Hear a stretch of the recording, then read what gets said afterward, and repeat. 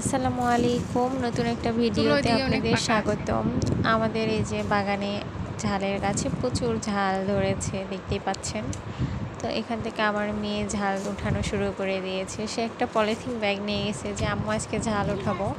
তো আমি বললাম ঠিক আছে চলো যাই তাহলে ঝাল উঠাই।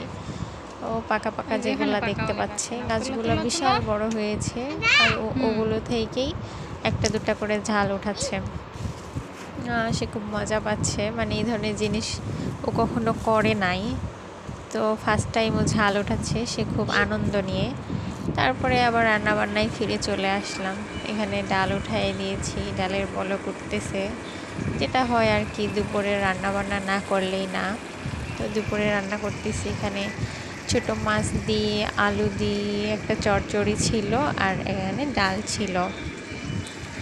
দুপুরে ভাত, মাছ দিয়ে চচ্চড়ি আর ডাল। এখানে আমি দুধ দেখাচ্ছিলাম যে দুধটাও জাল করতে হবে, কারণ সব কিছুই তো খেতে হবে, তাই না?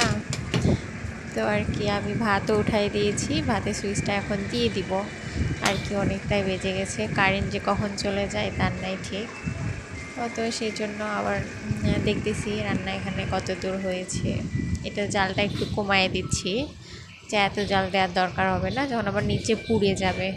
আর এই যে এদিকে একদম ডালে সেই মানে খুব ভালো বলক উঠে চলে এসেছে। আর কিছুক্ষণ জাল করলে আমার ডালও কমপ্লিট হয়ে যাবে। যত বেশি ডালটা বলক ওঠানো হবে তত স্বাদ হবে, ডালের নিয়মই তাই। তো আমি একটু চারিপাশে একটু নাড়াই দিচ্ছিলাম। তো ডালের বলকও চলে এসেছে ভালো মতো। এখন আমি এই চুলাটা অফ করে দিচ্ছি। আর একটা কথা, যে আমার এই ধরনের ভয়েস ওভারে মানে কেমন লাগে ভিডিওটা, অবশ্যই আপনারা জানাবেন কমেন্ট।